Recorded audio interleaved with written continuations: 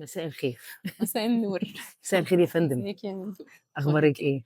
الحمد لله والله بقى لنا كله جميل. كتير والله ما ينفعش كده يعني في صح، إيه؟ البرد والشتا مش عايزين نقول على الكلام ده.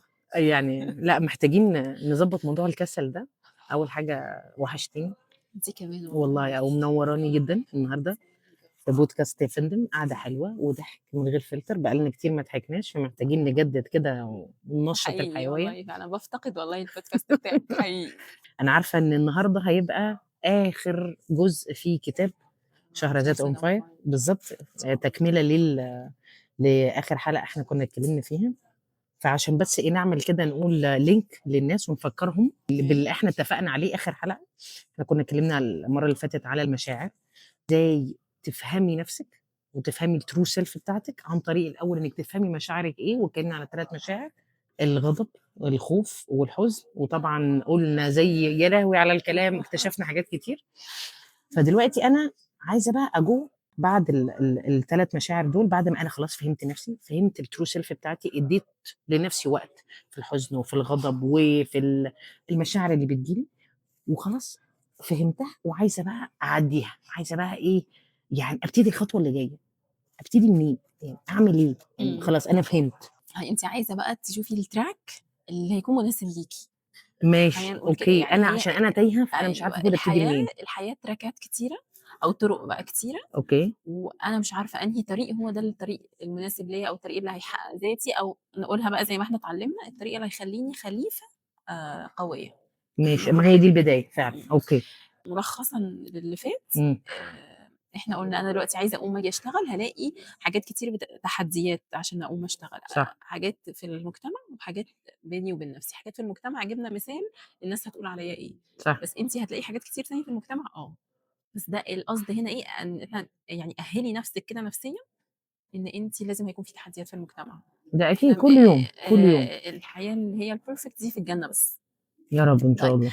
في تحديات أنا شخصيًا هالاقيها من نفسي، وكان المثال زي ما أنتِ قُلتِ بتاع المرّة اللي فاتت المشاعر، إمم، إنِّك تلاقي في مشاعر سلبية جواكِ ممكن توقّفِك، بس برضه مش المشاعر دي بس الحاجة الوحيدة، ممكن يبقى في حاجات تانية. أنا برضه بديتِك مثال بس، والقصد إنِّك تتقبّلي إنِّك لو لقيتِ نفسِك هتوقّفِك، اقفي واهدي وشوفي القصة إيه، وبعدين هنقوم نشتغل تاني. وبعد كده أرجع أكمّل. فدلوقتي بقى يالّا هنفترض بقى إن إحنا خلاص تقبّلنا كل التحديات اللي فاتت ديّة وقدرنا نحل بعضها، ويالّا أنا حاسة إن عندي دلوقتي البراح إن أنا أشتغل، أح أ أ أمشي في أنهي track حلو، قولي لي. آه. وهو ده فعلًا الchapter بقى الأخير من الكتاب، اللي هو فكرة إزاي ألاقي شغفي. شغف، إحنا الشغف، هنسميه شغف دلوقتي، هنسميه أوكي، الشغف دلوقتي. ماشي. الشغف ده عشان إزاي تلاقي شغفِك، السؤال ده أصلًا الإجابة عليه حاجات كتير جدًا وفي techniques كتير وطُرق كتير جدًا، بس بما إننا إحنا يعني متبنيين بقى الكتاب بتاع شهرزاد on fire ده وهو كأن بنعمل book review يعني، ماشي، فخلّينا نتكلم على الtechniques اللي هي اللي جوّه اللي الكتاب، جوّه الكتاب، أوكي، وما فيش مشكلة إن إحنا نrefer لحاجات تانية يعني، بس خلّينا ماشيين. هي بس سواح هنا كانت بتقول إنه عشان يلاقي الإنسان يلاقي شغفه يعني، محتاج يحدد 3 نقط، يحدد ماشي، قيمه، يحدد نقط قوته، ويحدد اهتماماته. أوكي؟ ماشي، طيب فخلّينا نمسك إيه نقطة، نقطة. أول حاجة فكرة القِيَم. القِيَم دي اللي هي المقصود بيها البوصلة. يعني إيه؟ يعني أنا باعمل الحاجة دي ليه؟ ماشي، دلوقتي أنتِ عاملة podcast على اليوتيوب وأنا عاملة podcast على اليوتيوب، أنتِ حلو، عاملاه ليه وأنا عاملاه ليه؟ أنا عاملاه علشان إمم، الفلوس، أوكي، عشان فلوس اليوتيوب سهلة، ماشي، فأنا مش شايفاها سهلة بس ما هي على حسب الcontent خدي بالِك. ماشي، أيوه، ف خلّينا متفقين هي إحنا حسب تمام، المحتوى. إحنا تمام، أو أنا تصوُّري كده. إمم، وأنا القيمة المادية عندي عالية فأنا هاعمل البودكاست ده علشان الفلوس. أنتِ عاملة البودكاست ده ليه؟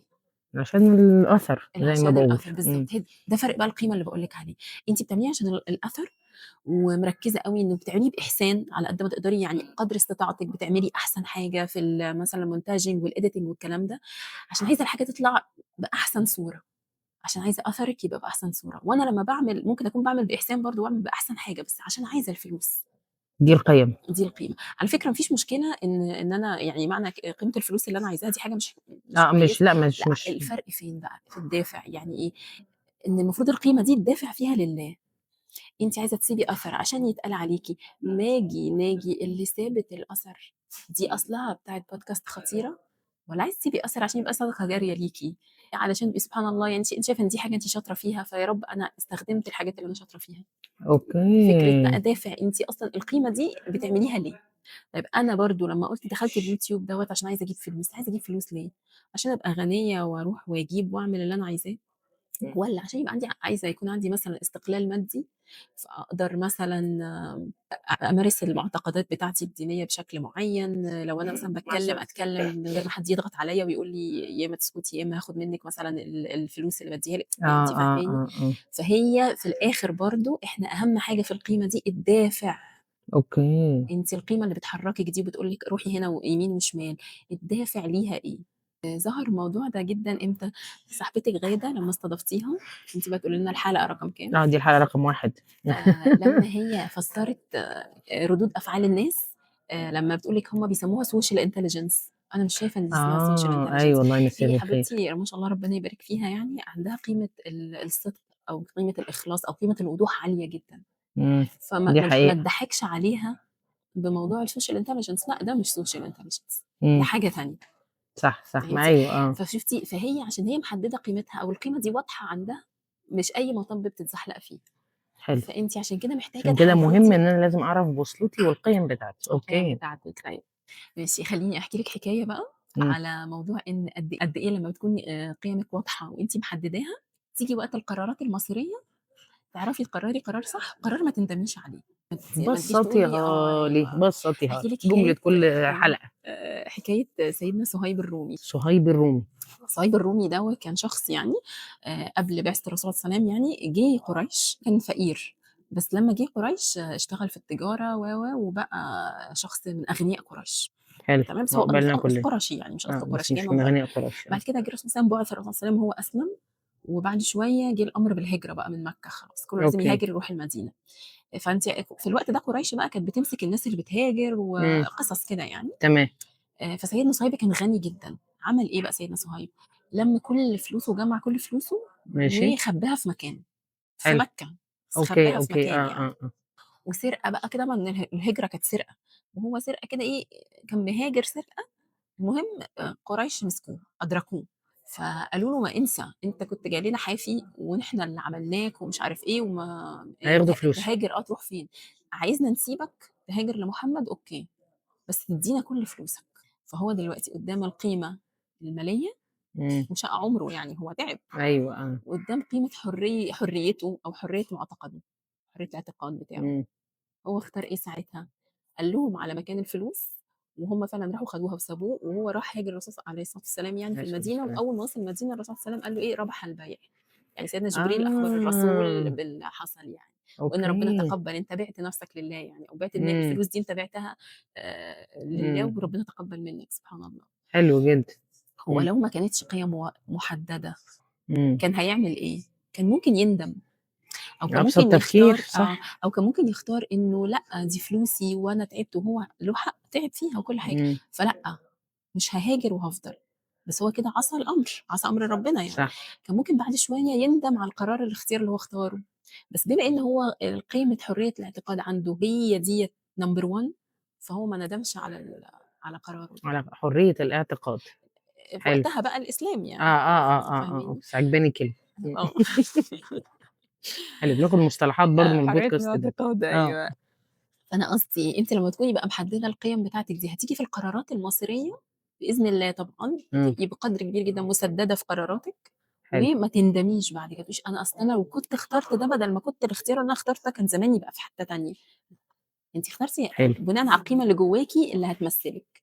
حلو. أوكي؟ طيب ساعديني بقى أختار إزاي؟ أيوه.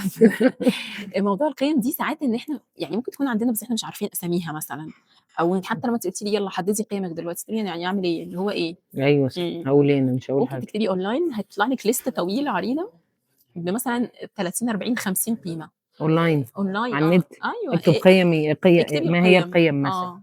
احترام الذات، الإنجاز، الحرية، الوعي، مليون حاجة. هيطلع لِك مثلًا 40، 50 هي حتى في الكتاب عاملة ليست كده بتاع 30، 40 قيمة. أوكي. اختاري 5 قيم نوّروا معاكِ. يعني يعني لمّا قرأتهم حسيت إن 5 موجودين أو كلمات، أنا 5 كلمات لأ، حسيتهم. دي فارقة معايا أوي. يعني أنا مثلًا طلع قيمة الأمان عندي لأ، دي حاجة مهمة. الأمان. الأمان إن أنا إمم. أكون حاسة بالأمان. أوكي، أنتِ حلو. مثلًا ممكن يكون قيمة الإنجاز مثلًا أنا باقول أمثلة، أو آه. قيمة التأثير أو زي ما إحنا قُلنا. إمم، فاختاري أكتر 5 كلمات نوّرت معاكِ. حلو، الكلمة دي ماشي، معايا. اخترته، أوكي، اخترتهم. أوكي. هنشوف بقى نمسك واحدة، واحدة فيهم كده، يعني نسبتهم قد إيه مفعّلة في حياتِك. موجودين أصلًا والّا لأ، في باشتغل حياتِك. يعني. أيوه، موجودين في حياتِك والّا يعني هي ممكن تكون مثلًا قيمة الإنجاز ديّة أو قيمة التأثير ديّة عندي بس ما جوايا ما باعملهاش. نوّرت عندي، بس أنا فعلًا بقى في حياتي العملية فين التأثير بتاعي؟ لأ، ما أصل أنا بأُحرج، لا أصل أنا خايفة مثلًا أجرّب أفتح مشروع فأفشل، إمم، لا أصل أنا كذا، صح، فاهماني؟ هي صح، مش متفعّلة بقى على أرض الواقع، أو ممكن تكون متفعّلة بس مش بنسبة كبيرة. أوكي، أوكي؟ ماشي، فأنتِ حاجة بقى يعني إحنا كده كسبانين. أول حاجة يا إما لو كل ال5 قِيَم دول متفعّلين فأنتِ كويس جدًا إنِّك عرفتِ أسامي القِيَم اللي عندِك. طيب لو مش متفعّلين أديكِ عرفتِ أنتِ محتاجة تشتغلي على إيه. فإحنا كده إيه مبدئيًا هو بدأ يظهر ملامح الطريق أهو. أشتغل عليهم بمعنى إن أنا أعرفهم، أحددهم. لأ، تشتغلي عليهم أنتِ هنطبّقهم على أرض الواقع. خلاص أنا عرفت إن أنا قيمة خلاص، أوكي. الإنجاز عندي مهمة، قيمة التأثير عندي مهمة. أيوه، بتعملي إيه في حياتِك عشان قيمة الإنجاز دي تبقى مفعّلة؟ أنتِ عايزة تقوّمي الناس من على الكنب. في الشتا. أنتِ جبارة. هنسيب كوباية الشاي والمسلسل آه، والlazy boy لأ ونقوم. ده هُم مش هيقرأوا بس أونلاين ويكتشفوا ذاتهم ويعرفوا، لأ إحنا إحنا هنقوم. هنقوم، عيب عليكِ. مش أوكي، إحنا متفقين من المرّة اللي فاتت إن إحنا هنشمّر عشان إحنا عايزين نبقى أيوه خليفة والله. قوي؟ أنتِ جاية في وقت جاية في والله الشتا بقى لي أسبوع أنا ونُص عارفة قاعدة على معلش. الكنبة ما أقولكيش على الكسل. معلش، معلش، إن شاء الله الشمس هتطلع كده على والدنيا فكرة أنا من هتدفي. محبين الشتا جدًا، بس هو في حالة يعني فقدان شغف. يا الله.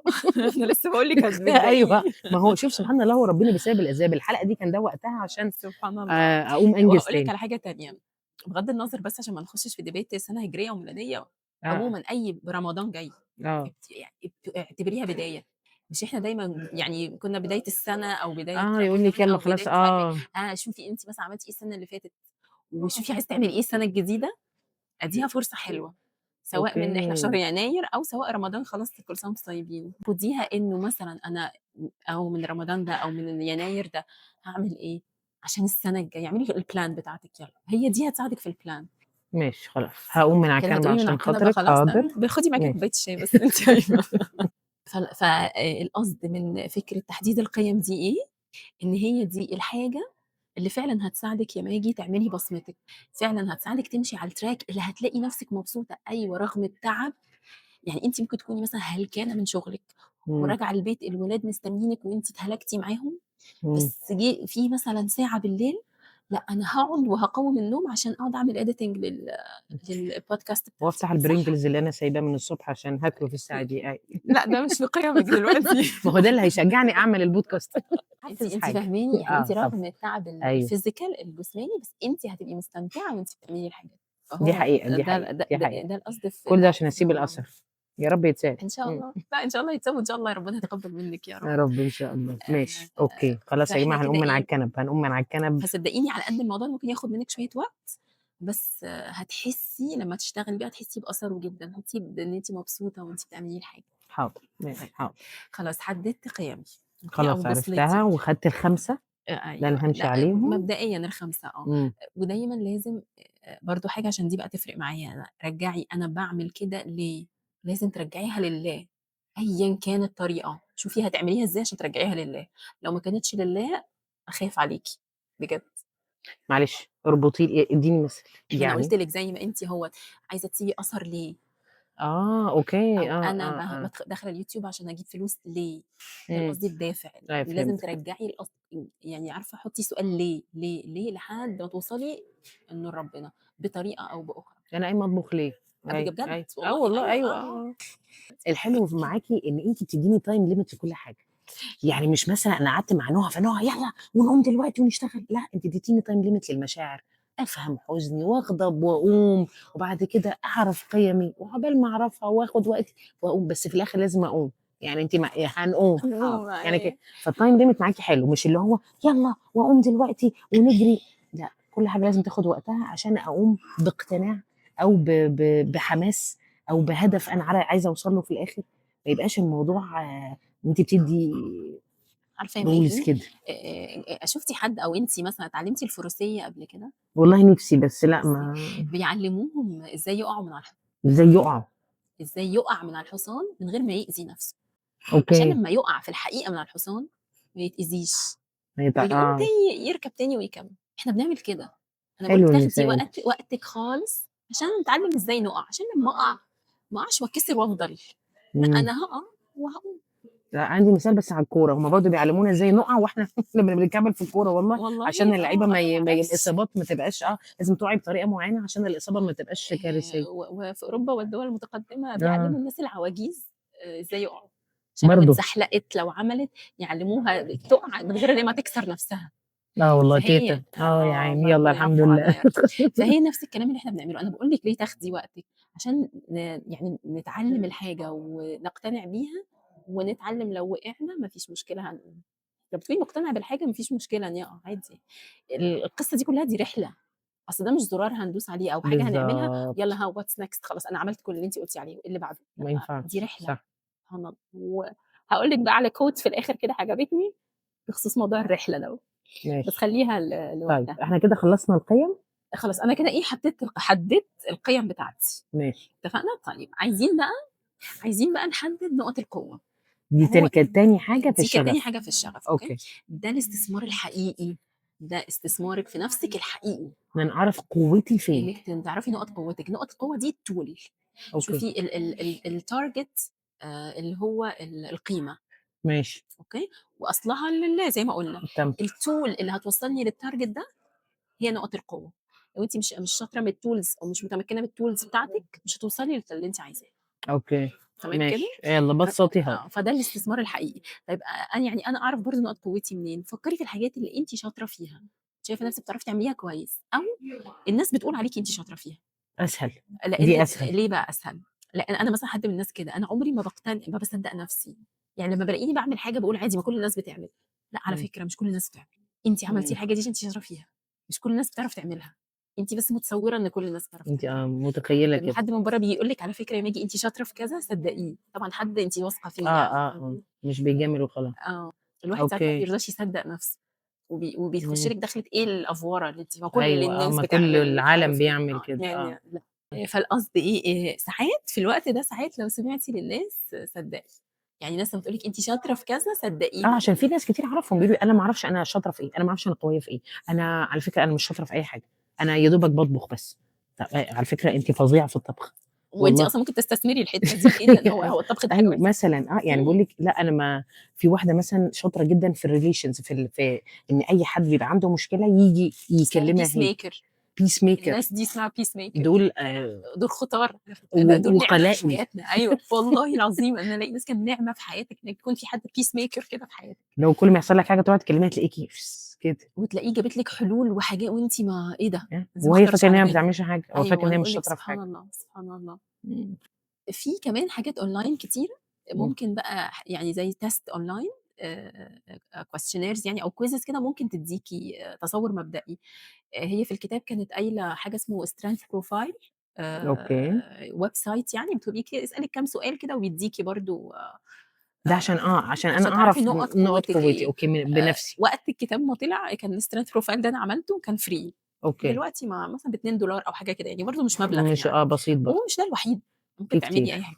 إمم. بس لو أنتِ فعلًا تايهة، فعلًا مش عارفة تلاقي أنتِ شاطرة في إيه، ولا حتى حد عارف، وعايزة تستثمري حقيقي في نفسِك، إمم. في حاجة اسمها الGallup test. Gallup test. ممكن يعني أنتِ تكتبيه في الdescription. الGallup أوكي. test ده in specific يعني. آه. بصراحة حاجة خطيرة، غالي سيكا، أوكي. بس هو استثمار. زي ما باقول لِك الحاجات دي الواحد بيستثمر في نفسه، وهي مرّة. أوكي، حلو.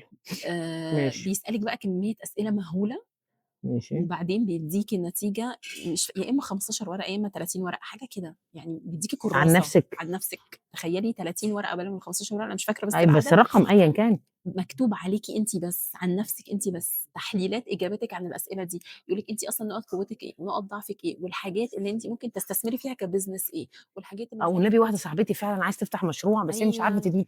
هي مش عارفة الفكرة، بس هي بقى لها 3 سنين عايزة لأ هو تفتح مش هيدّيها مشروع. الفكرة، بس هيقول بس لها هتعرف هي. أيوه. أوكي، هي خطير. هتسمعنا وهتعرف وفي أنا بقى باتكلم عنها. حد ممكن كمان منهم من جالوب دول يقعد معاكِ ي ي ي ي يفصّص لِك ال15 شخص ورقة دول. حقيقي آه، يعني. آه، آه، آه، ما أعرفش بقى بيعملوا Zoom meeting والّا بيتقابلوا أوكي، على حسب يعني البلد. آه، بيقعد بقى يفصّص معاكِ ويحلّل معاكِ النتايج اللي طلعت دي، فحرفيًا يعني بيطلّع اللي جواكِ كلّه. حلو، وفي حلو. ناس أعرفها يعني عمل لهم shift في حياتهم الtest ده. إن شاء الله تفتح المشروع لمّا تخشي تاخدي يعني إن التيست. شاء الله بقى ما باقول لِك مش لاقية والله. الفكرة، هي والله ما لاقية الفكرة. طيب. بس الtest ده أنا I would recommend للناس اللي هي فعلًا تايهة، يعني إمم. حقيقي أنتِ مش قادرة خالص، لإن هو يعني زي ما قُلت لِك غالي سيكًا. غالي بس ف أكيد هيلاقوا حاجات تانية كتير أو يهكروه. ما تشغليش بالِك إحنا بنساعد الناس، بنساعد طيب الناس. ماشي، ماشي. طيب معلش، طيب إمم. دلوقتي إحنا شُفنا التيست، القِيَم والقوة، ادّيني برضه أمثلة كده عن نقاط القوة اللي أنتِ قصدِك عليها. ماشي هاقول لِك على حاجة، مثلًا سيدنا إبراهيم، قصة حلو، سيدنا أيوه لمّا إبراهيم بتربطي لي الدنيا ببعض، أيوه في الكلام. العموم كده، إنه هو كان هو في قومه الوحيد المسلم وهَدّ الأصنام وقالوا له هنرميك في النار، ارموني في النار ومش عارف، وراح عند النمرود مش عارف إيه. قصته بشكل عام كده، أنتِ تقدري تقولي هو قوي في إيه؟ شخص أصلًا قوي، يعني هو شخص شجاع. شجاع شجاع أيوه، صح. مثلًا من ضمن نقط قوته الشجاعة، عنده شجاعة خطيرة ظاهرة جدًا. إمم. طيب هاقول لك السيدة خديجة اللي ال حكينا المَرّة اللي المرة اللي فاتت فاتت الاحتواء العاطفي. قوية في شُفتِ أنا الاحتواء شاطرة إزاي العاطفي والله ومذاكرة؟ لأ، أنتِ شطورة يا ميكو. ميرسي شكرًا. فشُفتِ ده اللي أنا قصدي عليه بنقط القوة. في بقى سيدنا زيد بن ثابت، ده اسمه أصلًا مترجم الرسول عليه الصلاة والسلام. زيد بن ثابت أوكي. ده كان خطير في اللغات، يعني يتعلم العبرانية في 15 يوم، والسريانية في 17 يوم، دي أسامي لغات، ما علينا كانت لغات زمان يعني. أوكي. بس إن هو القصد اللي أنا عايزة أقوله اتعلم لغة كاملة في 15 يوم أو في 17 يوم. دي ده نقط معلومة، قوته. دي قوته. عشان كده بقى مترجم الرسول عليه الصلاة والسلام. أي خطاب الرسول صلى الله عليه وسلم عايز يكتبه باللغات دي أو أي خطاب جاي هو عايز يقراه، هو ده. خدي بالِك الرسول صلى الله أوكي. عليه وسلم كان أمي، فلازم اللي بيكتب واللي بيقرا يكون حد أمين، آه.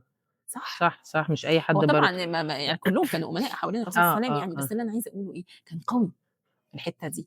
فأنتِ إمم. ما تستقلّيش بأي فتفوتة حاجة أنتِ إمم. بتعرفي تعمليها وشاطرة. حاضر. باعرف أعمل cookies حلوة كده ماشي. حلو، لأ بس حلو يعني وكمان آخر مثال أنتِ قُلتيه، إن هو يعني في ناس أساسًا هو يعني دي بيفهم شغلانتهم بس فاكرين إن ده عادي. مُخّه ما شاء الله يعني تبارك الله خلاص بيستوعب اللغة بسرعة خلّص. دي حلو. قوة. الفرق بين اللي بيستوعب اللغة وبيستوعب اللغة، 2 بيستوعبوا اللغة، الفرق بين ده وبين ده إيه؟ ده وظّفها صح، وده قعد يقول لنفسه إيه يعني ما كل الناس بتتعلم لغات. صاحبتِك اللي زي ما قُلت لِك الpeace maker ديّة، في كتير أو قليل أيًا كان، إيه الفرق بين الاتنين؟ واحدة شايفة إن ده ولا حاجة، كل الناس يعني عادي يعني، وواحدة لأ بتوظّف الموضوع صح، إنها بتاخدها بنية إيه، أنا هاصلح ذات البين، أنا هاصلح بين الصحاب المتخانقين، هاصلح مثلًا بين الأزواج المتخانقين، أصلح ساعات بيبقى أخوات ورحم مقطّع، وتلاقيها إمم. دخلت ما شاء الله صح، أصلحت صح، الدنيا. صح. هو ده الفرق، توظّفي نقطة القوة بتاعتِك صح، أنا أوكي؟ هاوظّفِك أنتِ شخصيًا على آخر هتوظّفيني أنا في البودكاست ده، البودكاست يا اصبري، فندم، أنا عايزة اصبري. فلوس. هاشغّلِك، فين القِيَم، فين ما القِيَم؟ فيش أي قيم خالص.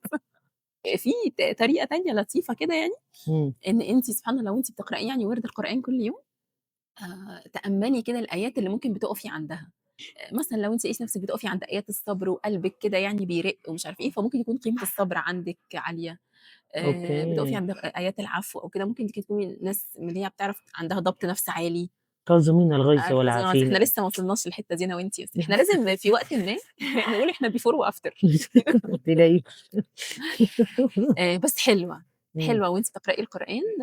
شوفي الآيات اللي يعني قلبِك وقف كده عندها، ولو هي ماشي. صفات من الصفات الإنسانية، فممكن فدي تبقى تساعدِك نقاط إن قوة. أنتِ تبقى نقطة القوة بتاعتِك يعني، سبحان الله.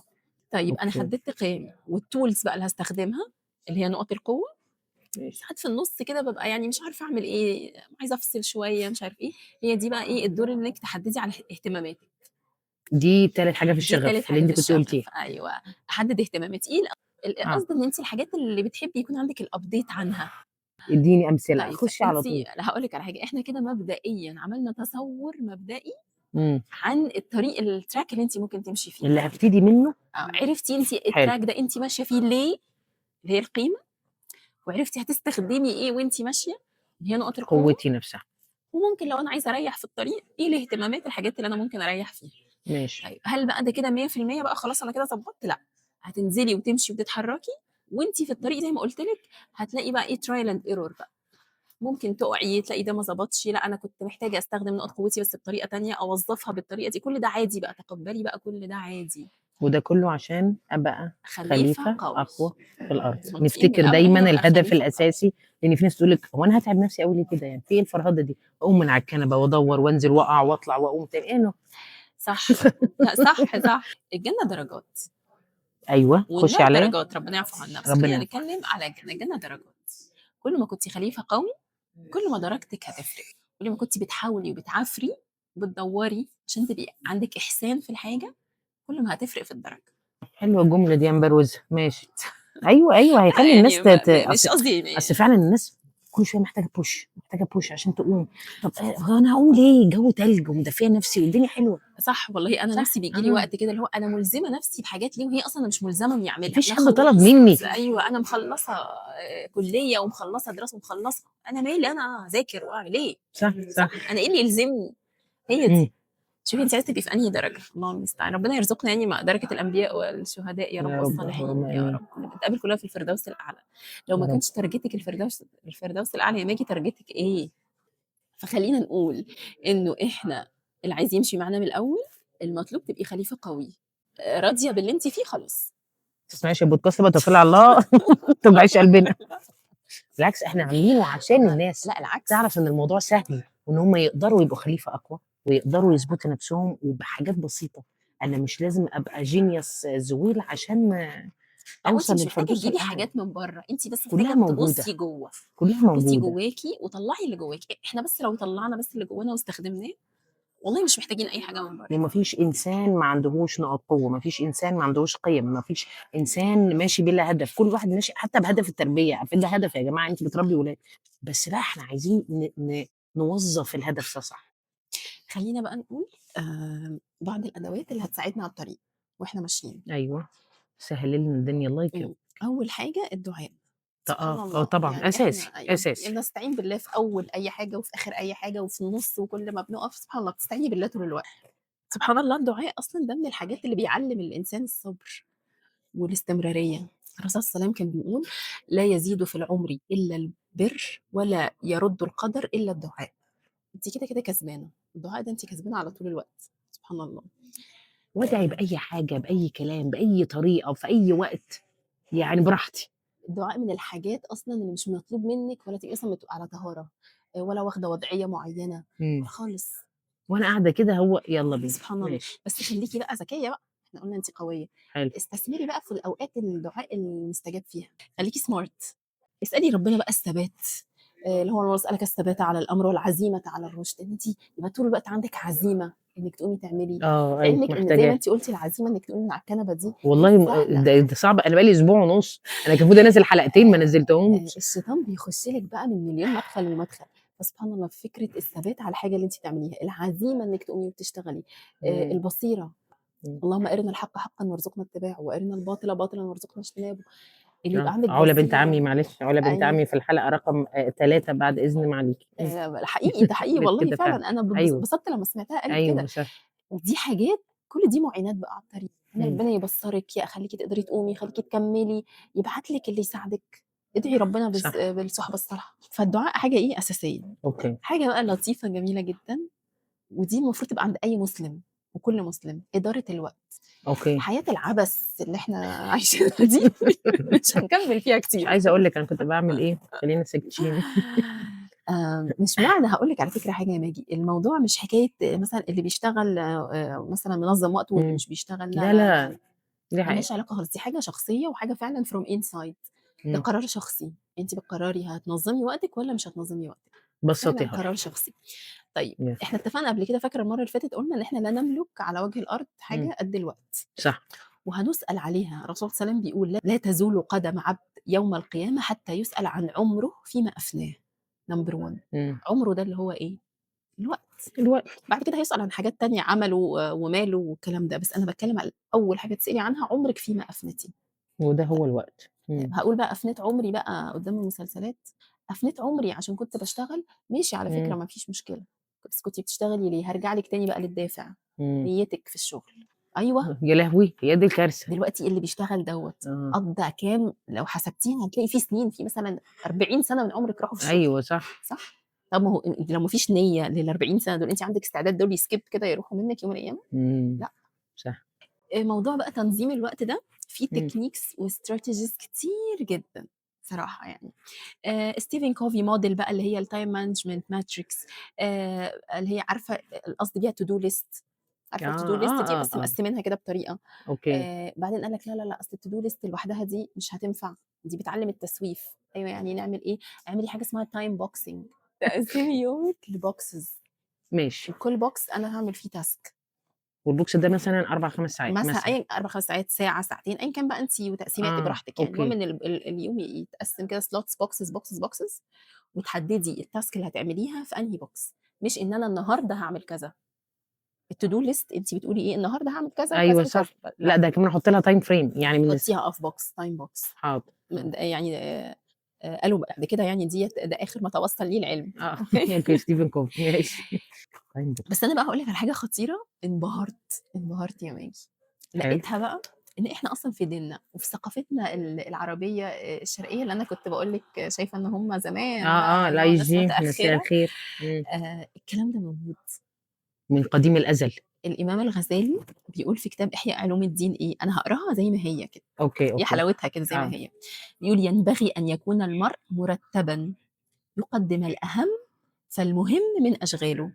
هو ستيفن كوفي موديل هو ده، الأهم فالمهم. أوكي؟ أوكي. ويجعل لنفسه وردا من العبادة ووردا من العلم ووقتا للحاجات ولا يترك نفسه هملا فإن الشيطان لا يتركه. انت من الدين انك أوكي. هو تعملي تايم قسّمها أصلًا. مانجمنت. هو ايوه، قسّمها بكل اللي أنتِ قُلتيه ده. من الدين إمم. تايم مانجمنت، التايم مانجمنت ده من الدين. اوكي. كمان قال: وينبغي ان يكون الانسان في نهاره وليلته مقسوم الاوقات، تايم بوكسنج، إمم. معين الوظائف، مغتنمًا لكل لحظة. سبحان الله. يعني المسلم القوي ما بيعيشش كده زي ما تيجي، زي ما اليوم يوديه بيروح. لازم يكون محدد. لأ، أنا صاحية النهارده الصبح عارفة بالضبط أنا هاعمل إيه، الساعتين الجايين اللي بعدهم، اللي بعدهم. بقى بتحصل لِك حاجات بقى في اليوم ممكن بقى خلاص بتبقى خارج out of your إرادتِك. control، ما أوكي. فيش مشاكل أوكي، وساعات حتى كل الترتيب ده بيروح عادي برضه، خلاص حاجة عارضة. الأصل أنتِ إمم. في حياتِك إن أنتِ عارفة كل يوم هتعملي إيه، والله! المفروض. أهو شُفتِ الراجل بيقول لِك إيه الإمام الغزالي، الأصل إن أنتِ مرتبة بُصّي، في أصل أنا يومِك. مثلًا باكون مضبّطاها عندي في الشغل، أنا عارفة إن أنا باعمل حاجة اسمها عندي weekly plan. أيوه، ليه بقى الweekly plan دي في الشغل بس يا ماجي، ليه مش في حياتِك؟ ليه ما بتعمليش weekly plan دي في حياتِك التانية اللي برّه الشغل، weekly plan مع ولادِك، weekly plan مع مامتِك، weekly plan مع جوزِك، weekly plan ليكِ. فاكرة ال3 دواير اللي اتكلمنا عنهم؟ الله. بعدين الله ونفسي والناس. آه. طيب أنتِ بينِك وبين ربنا فين؟ ماشي باصلّي وباروح تمام، بس ما لازم تخلّي في يومِك حتّة كده أنتِ وربنا. إمم. وعلى فكرة وإن كانت قليلة على قد إن أنتِ مثلًا بتستغفري مثلًا والّا بتقولي حاجة قبل النوم وأنتِ نايمة على السرير، ما فيش مشكلة، بس في فاهماكِ، حتّة. بس في حتّة، وأكون أنا محدداها. أيوه، مثلًا لازم مثلًا في أسبوعِك في حتّة quality time مع ولادِك أيًا كان أنتِ إمم. بتحددي على حسب أعمارهم، مع جوزِك، إمم. مع أهلِك. أنتِ بُصّي، أنتِ نَفْسِك وأنتِ صاحبة وأنتِ زوجة وأنتِ أم وأنتِ بنت حد، صح، صح؟ كتير أوي. على ما قد ما الواحد حاسس إن دي يعني إيه الحاجات الكتير اللي عليّا دي، بس والله نعمة. في ناس مثلًا في 3، 4 من الحاجات دي مش عندهم أصلًا، اللي مش متجوزين هي صح، ولا هي صح. أم ولا هي زوجة، راحت منها. اللي مامتهم وباباهم مثلًا متوفيين، هي إمم. في كام حاجة راحت أيوه. منها. صح، صح. فدي نعمة إن أنتِ عندِك حاجات دي. إزاي بقى لو أنتِ يعني مش عاملة time management عشان تبقي مأدية في الحاجات دي، أُمّال أنتِ بتعملي إيه؟ قصدي يعني بتmanage إزاي، بتديريها إزاي؟ ماشي. ما تصعّبهاش عليّا ماشي، لأ مش وترجعي باصعّب، تبسّطيها لي. لأ صدقيني لأ، أنتِ هتحسّي أصلًا بسعادة لو أنتِ عملتِ موضوع الtime management شوية في الأول هتحسّي إن هو إيه، بس بعد شوية هتحسّي بسعادة. ليه بقى؟ هتلاقي نَفْسِك إيه ده، أنتِ بقيتِ أم حلوة، بقيتِ زوجة حلوة، بقيتِ في شغلِك تمام، بقيتِ علاقتِك بربنا اتحسّنت، بقيتِ حاسّة بتركيز، لإن أنتِ خلاص مخصّصة إن الوقت ده مثلًا اللي بيني وبين ربنا في حاجة معيّنة مركّزة فيه، الوقت دوّة مع ولادي مركّزة معاهم، هتحسّي بطعم الquality. انسي لي ماشي. الquantity خالص. ماشي. ما عشان انسي مش هينفع. quantity أيوه، ما مش هو مش هينفع هينفع كده. بني آدمين، انسي لِك أيوه، مش وقت هينفع. أنتِ بعد كل ده بقى لقيتِ في الأسبوع وقت لنفسِك بقى إنِّك تخرجي كده مثلًا تقعدي مع حد من صاحباتِك أو تخرجي لوحدِك تعملي حاجة بتحبيها، مش هاخرج، أنا هاقعد أتفرّج مثلًا على حاجة أنا باحبها، إمم. هتتبسطي، هتحسّي بالquality. حلو ماشي.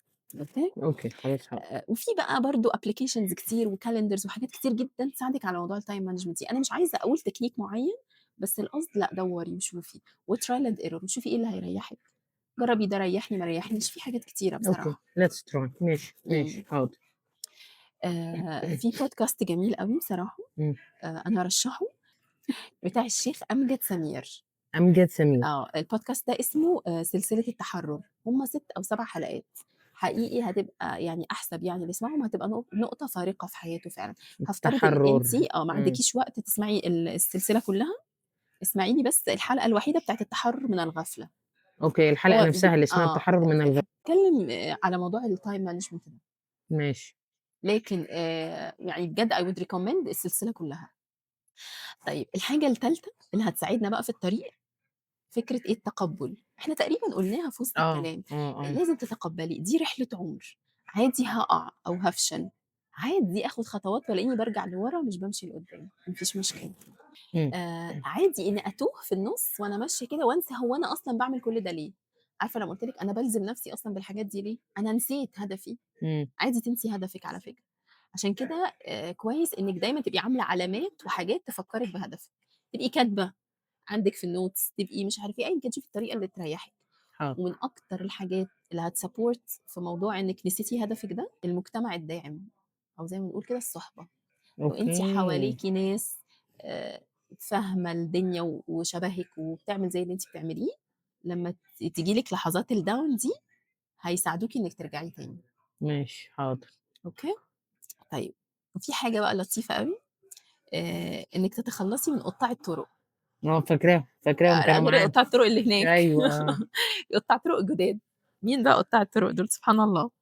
هاقول لِك على 3 حاجات، لو عملتيها فعلًا هتفرق معاكِ في الطريق، هجر العوائد، قطع العلائق، تخطي العوائق. هو السَجع ما بينهم جميل، بس محتاجين شرح يعني خلّيني برضه أنا يعني الناس إن شاء الله تكون اللي بتسمعنا تعرف إن أنتِ دلوقتي بقى ليكِ قناة على التليجرام، وأنتِ منزّلة ده على أيوه، عايزة على تعرفي بقى القناة. معناهم؟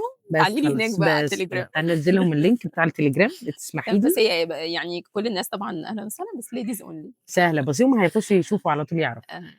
بُصّي اتكلمت في تفاصيل يعني فكرة شرح يعني بقى إيه ال3 يعني إيه حاجات دول. هجر العوائد وقطع العلائق وتخطي العوائق، اتكلمنا فيها. أيوه، لأن أنا فاكرة دول فنحط برضه الlink بتاع التليجرام بتاعِك للناس عشان تتابعِك وتعمل link للحلقات ويفهموا ال3 حاجات اللي أنتِ قُلتيهم دول. ختامًا كده بقى، إحنا كده خلاص خلصنا الكتاب، كل كتاب ألف وأنتِ طيبة. بركة. كل كتاب وأنتِ طيبة. بس القصد أصلًا من إحنا فتحة الكتاب ديّة والكلام اللي إحنا قُلناه في إمم. الكتاب ده كلّه كنا والreflecting. بنسألِك أنتِ مين؟ أنتِ مين شُفتِ سوّحتِ. اللي هو حقيقي ده اللي هيفرق معايا فعلًا لو الناس اللي بتسمعنا طلعت بيه. وأما من خاف مقام ربه ونهى النفس عن الهوى فإن الجنة هي المأوى. القصد إن أنا وأنتِ وكل اللي بيسمعونا إن شاء الله نتقابل هناك في الجنة. يا رب إن شاء الله بإذن محتاجين الله. نعرف حاجتين، نعرف ربنا وننهي نفسنا عن الهوى. بس كل بقى اللي إحنا قُلناه ده كلّه عشان تبقي قوية وتعرفي تنهي نفسِك. الquote اللطيفة بقى اللي قُلت لِك هاقولها لِك في الآخر، أنتِ قُلتِ لي هتقولي لي حاجة بتاعة في الآخر. جون دوي، بيقول إيه: "You don't learn by experience, you learn by reflecting on experience." انزلي بالشرح. يعني إيه؟ يعني الواحد مش بيتعلم بس من الخبرات، يعني مش معنى إن أنا مثلًا جربت تجارب كتير فأنا اتعلمت، لأ أنتِ هتتعلمي إنِّك تعملي reflection على التجارب دي، يعني القصد إنِّك تقفي تفكّري في اللي فات أوكي. وتشوفي اللي حصل ده حصل ليه، سواء مثلًا حاجة حلوة أو حاجة وحشة، عشان تعرفي تكمّلي اللي جاي بشكل أحسن. ماشي. لو أنتِ ما اتعلمتيش من اللي فات يبقى ما كانش له لازمة يعني إنِّك تعدّي بيه. يعني أقف وقفة مع نفسي بعد أي experience مثلًا كل تحصل فترة لي. لأ آه. خلّيها دايمًا كل فترة كده، في كل مرحلةٍ ما من حياتِك مثلًا كده، لازم تقفي وتبُصّي لورا. ممكن تلاقي نفسِك مثلًا في pattern أنتِ ماشية بيه في حياتِك هو ده اللي موقّعِك، يعني أوكي. هتكتشفي حاجات غريبة، يعني كل فاهماني؟ شوية لازم الواحد يقف وقفة مع النفس، يعرف هو يعني الحاجات اللي يبُص على عدِّت دي حياته اللي فاتت أو طلعت يبُص منها هو بإيه ردود والّا. أفعاله كانت عاملة إيه الفترة اللي فاتت، كان بيعمل إيه، كذا، كذا، علشان يعرف يطوّر من اللي جاي. زي ما قُلت لِك إحنا في التصوُّر المبدئي عن الtrack هو trial and error. trial and error إزاي؟ ما أنتِ هتعرفي منين الerror؟ لازم إمم. تُقفي وتحلّلي اللي فات عشان تعرفي تاخدي خطوات أوكي. مضبوطة. طلبات كتير والله، والله العظيم الموضوع بسيط بس جدًا. يعني ماشي، ماشي، خطوة بخطوة، رحلة، خطوة رحلة بخطوة. خلاص هي رحلة، هي أوكي. it is رحلة، ما هي يعني رحلة، إحنا في سبحان رحلة فعلًا. الله، سبحان الله. حلو جدًا، كل كتاب وأنتِ كل طيبة، سنة وأنتِ دي طيبة حقيقة يا فعلًا. دكتورة بيبي. يعني مش عارفة أقول لِك الناس عشان بس الناس ما تفتكرش إن إحنا مش هنوقّف. no no no إحنا استر يا مكمّلين رب، لأبد الدهر، يا رب. واخداكِ حِكر معايا كده، إن شاء الله بس وقناة التليجرام بتاعتِك تنضم لقناة اليوتيوب ونعمل لا part والله ما فيش مشاكل خالص. نعمل إيه اسمها إيه، بيعملوا إيه الشركتين لمّا بيخشوا في بعض؟ collaboration. أيوه، أيوه ما دام collaboration إن أنتِ شاء الله. كبيرة وأنا نفسي نعمل collaboration. shark tanks نطلع هنا shark tanks نطلع هنا. فإحنا مش هنقف طبعًا هنا، بس هنشوّق الناس معانا عشان نقول لهم إحنا هنتكلّم في إيه المرّات الجاية، حاجات أنا واثقة إن هي هتشدّهم إن شاء الله، بإذن إن شاء الله، الله ربنا بإذن يفتح الله. علينا وعليكم. نوّرتيني والله النهارده. أنا استمتعت معاكِ جدًا والله يا ماجي حقيقي يعني مش من حقِّك ربنا عليّا إن أنا أقول يخلّيكِ، كده، حقيقي استمتعت تسلمي. معاكِ يعني طول الحلقات دي، ربنا واتبسطت يخلّيكِ، فعلًا، شكرًا. فعلًا وأنتِ اديتيني مساحتي. لا، لأ، وده والله أنا حاسة لأ، وقت الحلقة برضه عارفة محتاجين أكتر، بس معانا لأ عدد حقيقي الله تاني يكرمِك كتير. بجد يعني أنتِ أفكارِك كلّها جميلة، ربنا وأنتِ يعني يخلّيكِ بعد والله. فضل ربنا ليكِ فضل كبير جدًا إن أنا أطلع من الدرج. أنا فاكرة الخوف، فاكرة أيوه، الخوف. لأ، لأ، أنتِ فحقيقي يعني ربنا ينفع إضافة. بينا وبيكِ يا رب يا رب، يعني، يا رب ينور والله. ويجعله خالص لوجه الله، يا رب. ويرزقنا الإخلاص يا رب أنا الهدف، وأنتِ يا رب. الهدف، صح. أيوه الهدف. الهدف. دايمًا باقول في ختام كل حلقة: إنما الإنسان أثر فاصنع أثرك. وأنا مش هاتكلم عن أثرِك، يعني لا، هي لا والله الناس بتتكلم لا يا لوحدها. حبيبتي ف والله لا نزكي على الله أحد، ربنا بس يتقبل منا ومنكم، بس هي دي فأنتِ سبحان فعلًا الله، خير أنتِ الله الناس في يكرمِك. صنع الأثر، لا ولسه ميرسي على الله. مكملين. وكانت معاكم ماجي ناجي، باحاول أصنع أثر. نورتيني يا نهى. حبيبتي يا ميجو.